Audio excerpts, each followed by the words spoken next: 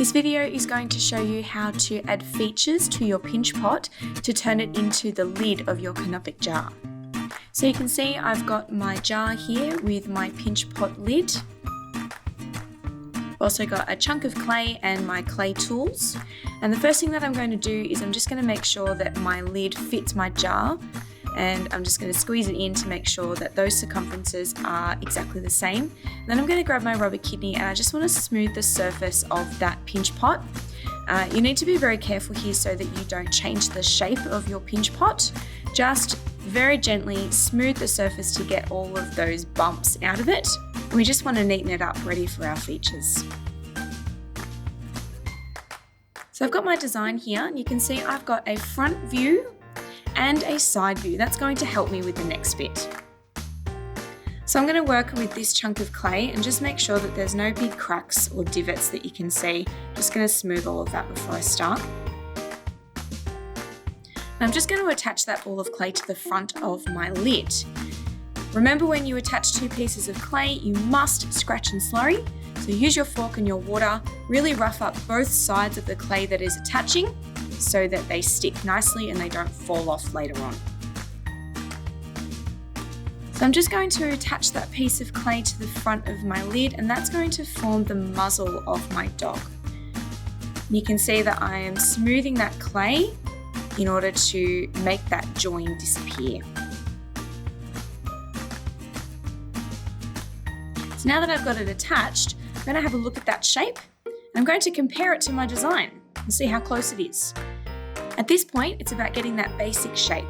So it's about pushing that clay around, smoothing it, making sure that you have the right proportions, and potentially adding some clay as well. So if I'm not really happy with the sides of that muzzle, I'm going to grab some more clay, again, scratch and slurry to make sure that it attaches. And I'm going to press that in there, again, smooth it away so that the join disappears until I'm happy with the shape of my muzzle. Now, as you're doing this, you might find that the shape of your lid changes, so make sure that you turn it back into a circle, make it fit your jar again so that it doesn't get too far out of shape. So I'm not really happy with this shape just yet. I feel like it's a little bit too high, so I'm just going to gently tap that down in at the sides, readjust that shape until it looks more like what I have imagined in my drawing. So I'm pretty happy with the front now. I feel like that's okay. But obviously I need to add some clay at the top of my lid to create the top of that head. So I'm going to stretch this bit of clay out a little bit. Again, scratch and slurry to make sure that it sticks and build up the top of that head.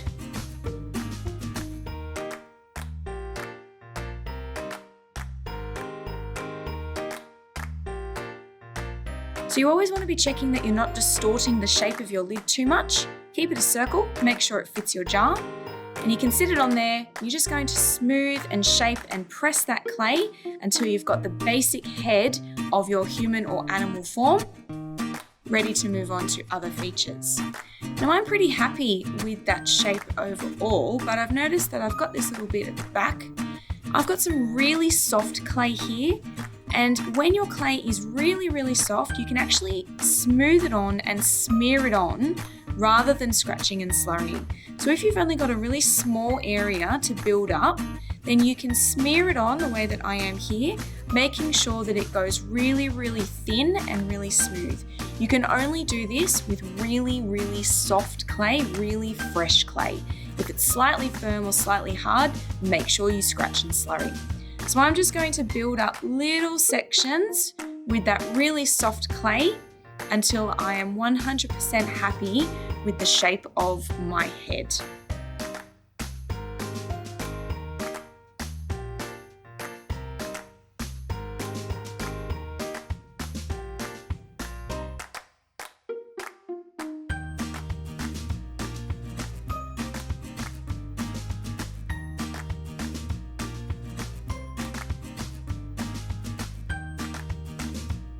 So I've just changed camera angles here so that you can see a little bit better.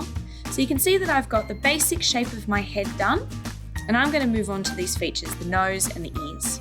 So the first thing I'm going to do is I'm just going to double check that I'm happy with the shape, push in the nose a little bit, just give myself a little bit of a mark for where I want my nose to be. sketch in that mouth, press it in. We'll come back to that later. I'm going to move on to my ear. Nice soft clay.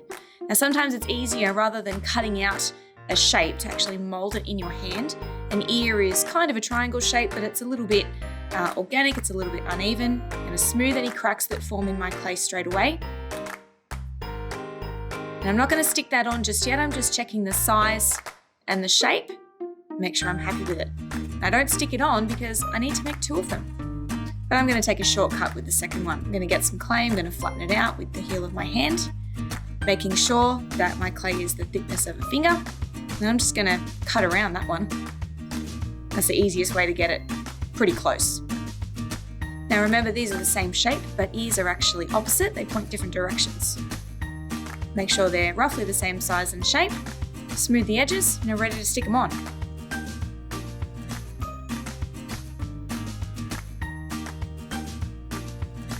So I'm going to position the ears in place before I scratch and slurry and mark where they're supposed to go. It's going to make my life a lot easier for this next step.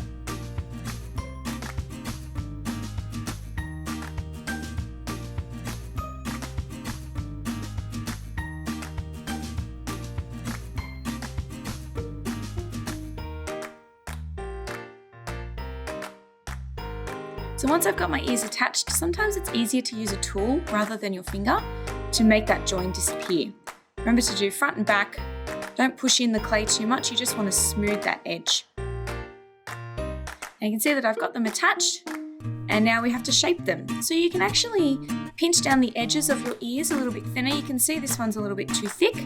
So I'm just going to pinch that down until it's got a nice edge on it, and I can adjust where I want my ears to be and give them a little bit of shape, give them some personality.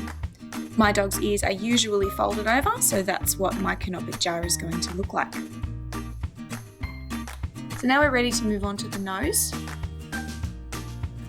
Get a little bit of clay, roughly the right shape. Doesn't have to be perfect before you stick it on. Make sure it's the right size, scratch and slurry. And once you've got it attached, that's when you can start actually shaping it. So you can smooth away any clay that you don't need and get that shape to work. Again, using a tool can often be a lot better than using your hands.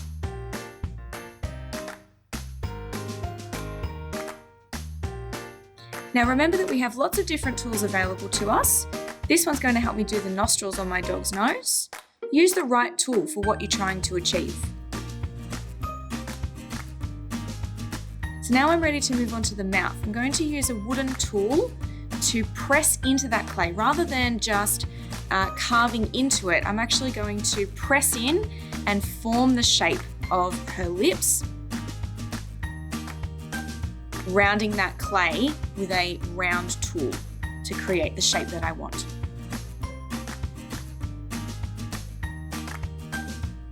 And now it's time for the eyes. Now there are a few different ways that you can do eyes. You want to press in where your eyes are going to go first. And then you've got a few choices. You can simply draw them in with a sharp tool.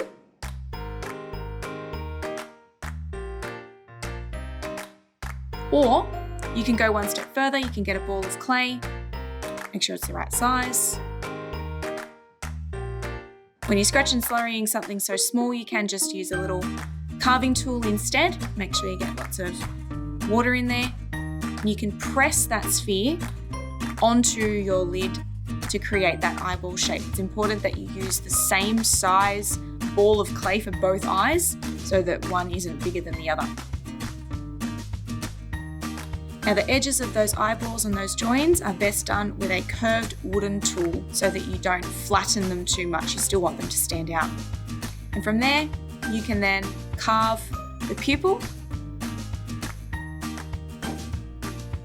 or you can go one step even further and do the same thing with an even smaller ball of clay to create that pupil in 3D. And then just use your carving tool to give a little highlight in the middle of each eye. So now we're going to give it a final look, a final smooth, double check that shape, add any clay that you might need to, anywhere that you need to build up that shape a little bit more.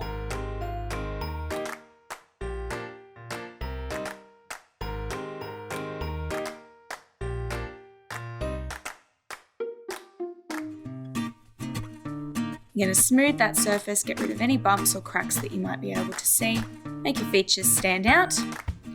Compare it to your drawing. How close did you get? Have you missed anything? Do you need to add anything? Go on and smooth all of your cracks, double check everywhere that everything is nice and joined. Now I've got a little bit of a depression in the back of the ear, so I'm going to get myself a little coil of clay and I'm going to scratch and slurry and just fill in that little dip so that it's nice and strong, because ears do tend to break off quite easily. So I want that join to be really nice and strong. Now, if this were my own work, I would consider maybe adding some texture, maybe some other details, but for our purposes here, that is finished. It is time to fit it to our jar.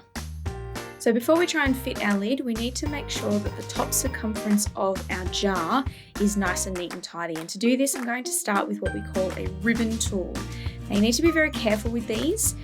These tools are designed to carve ribbons of clay off your work. So if you're not careful, you can very easily go too thin on your clay. So you can see that I am supporting the outside of my jar there, rotating it around, and I'm only taking a really small amount off at a time. I'm going to switch to a wooden tool now and just scrape the inside of that top of the jar. And basically what I'm doing is bringing it all down to the right thickness and making it nice and neat and tidy. You can see that there are some areas that are a little bit thicker than they should be. So those are the bits that I'm now going to focus on. So I'm going to continue with that wooden knife, just carving away tiny little bit at a time to bring the top circumference of my jar down to the right thickness, which is about the thickness of a finger. So once I've got the right thickness, I'm just going to make sure that the top is nice and flat, make sure that it's still a circle, smooth it all, make sure it's nice and neat and tidy, get out any clay that's dropped into the center there. Just neatening up that inside edge. This is going to make our lid fit a lot more easily in our next step. So now that that's done, it's time to move our attention to our lid. Now you need to be careful to support your lid without damaging any of the features that you've added. Now you'll feel that it's quite heavy because of all that extra clay that I added. So using my ribbon tool, a little bit at a time, being very careful not to carve too deep, and stopping to feel the thickness of my lid before I carve it away, I'm going to thin down that lid until it is the right thickness all the way around, which is about the thickness of one finger. I'm going to pay careful attention to that front section because that's where I added quite a lot of clay. And feeling as I go, making sure I haven't gone too thin. I can feel this bit's a little bit too thin on this side. So grabbing some of that really soft clay and smearing it on the inside just to strengthen that bit where I've gone a little bit too thin. Now obviously in this we've turned our circle into an oval. We obviously need them to match and be the same shape. So before I move on, I'm going to just turn that lid back into a circle so that I can get it to fit my Canopic jar again.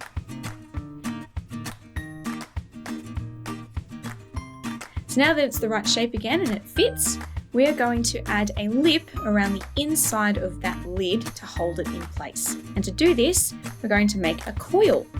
So you're going to need a chunk of clay and you're going to squeeze that chunk out into a rough sausage shape first, fairly thick. And when we roll our clay, we're going to use the whole length of our palms, from our fingertips to the heel of our hand. And it should roll nicely along that board. Very limited pressure, just letting the clay roll itself out. And we want to bring it down to about the thickness of 2 fingers, then use the heel of our hand to just gently flatten it until it's the thickness of 1 finger. And that is going to form our lip. So I'm going to scratch and slurry along the length of that flattened coil. We're going to have a little bit sticking out, so you only need to scratch along half of it, but the full length. Obviously scratching and slurrying on the inside of your lid as well in order to make that clay stick. And you're just going to press that lip along the inside of the lid with half of it sticking out. If it's too long, just cut off the excess. So once I've got that lip in place, I'm going to start pressing on that join. Now I've cut mine a little bit too short here, so I'm going to just get myself a little patch of that excess clay just to bridge that gap. And I'm going to use my fingers to press on that join and smooth away that clay in order to make that join disappear on the inside. Now, using a wooden tool can be very helpful if you're having trouble getting your fingers in there. Got that inside join smooth, we're going to move on to the outside. We need this to stay a right angle so that it fits our jar properly. So another wooden tool here with a straight edge if possible, and you're going to pull downwards on that coil, downwards and outwards, in order to make that join disappear. Now, this can be a little bit fiddly and a little bit tricky, so you need to take your time and you need to make sure that you really fill the gap between your coil and your pinch pot so that it doesn't pull away when it dries. So smooth that join, make it disappear, and then turn it back into a circle because it may have distorted slightly. So now I'm just going to pinch and thin down that coil a little bit because it was a little bit fat, so that it's going to fit nicely in the top of my jar. Let's see if it fits. Now you can see here that my lip is too wide, my lid is not going in my jar. So I'm going to press that lip inwards, make that circumference a little bit smaller, and see if I can get it in. And give it a little bit of a twist here, and then you'll see the areas that need to be a little bit thinner. So that's going to fit now. I'm just going to give it a little bit of a twist, and I can see where that clay has smeared, so I can thin that down slightly, and that's going to make it fit a little bit better.